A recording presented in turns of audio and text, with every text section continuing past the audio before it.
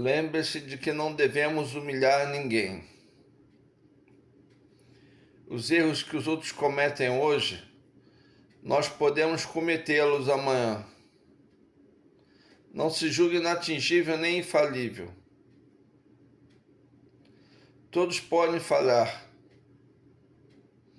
Trate os outros com tolerância, para que possa reerguê-los se errarem.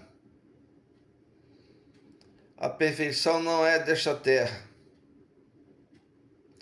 Não exija dos outros aquilo que você também ainda não pode dar. Paz profunda.